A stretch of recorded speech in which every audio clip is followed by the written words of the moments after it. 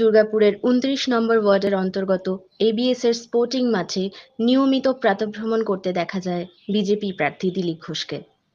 এদিন প্রাতঃভ্রমণের পর সাংবাদিকদের মুখোমুখি হয়ে মুখ্যমন্ত্রী সম্পর্কে প্রতিক্রিয়া 500 বছর লড়াইয়ের ইতিহাস, তার পরিণাম হচ্ছে রাম মন্দির প্রতিষ্ঠা 22 জানুয়ারি 23 সালে।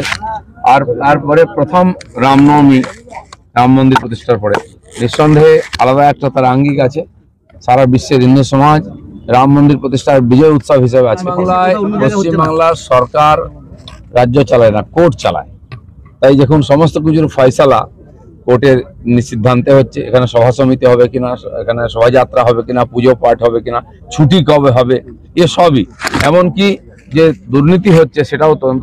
এটাকে দেশের বাইরে মনে করা হয়। জয় বাংলা যারা বলছে, বাংলাদেশের স্লোগান দিচ্ছে, বা সবকিছু এই সুপ্রিম কোর্ট মানবো না, কি বলে আদালত মানবো না, লোকসভা মানবো না, নির্বাচন কমিশনকে মানবো না, সেন্ট্রাল গভর্নমেন্টকে মানবো না, সেন্ট্রাল ফোর্সকে মানবো না, এজেন্সিকে মানবো না, এই মানসিকতার কারণে এটা হচ্ছে। মনে হয় ভারতের বাইরে এটা করবেন না, সবার তল্লাশি হবে।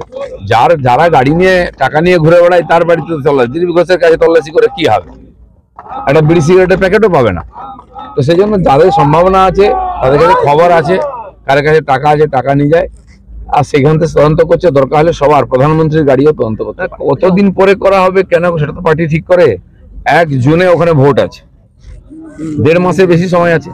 আমার নাম ঘোষণা হয়েছিল, 1.5 মাস সময় ছিল। তো সেই জন্য পার্টি যথেষ্ট চিন্তা ভাবনা করে করেছে।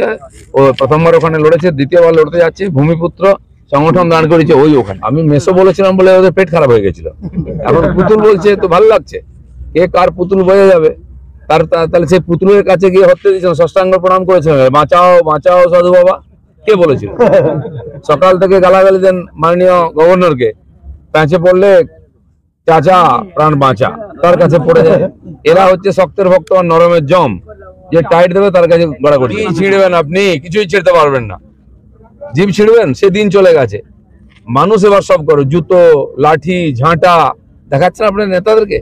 এই শেষ জীবন এটাও মমতা ব্যানার্জিকে দেখতে হবে, যে পাপ করেছেন না, আর এই পাপীদের নিয়ে যে রাজত্ব চালাচ্ছেন, তার পরিণাম হচ্ছে তাকে আজকে অসম্মান সহ্য করতে হয়। এর চেয়ে দুর্ভাগ্যের কি হবে?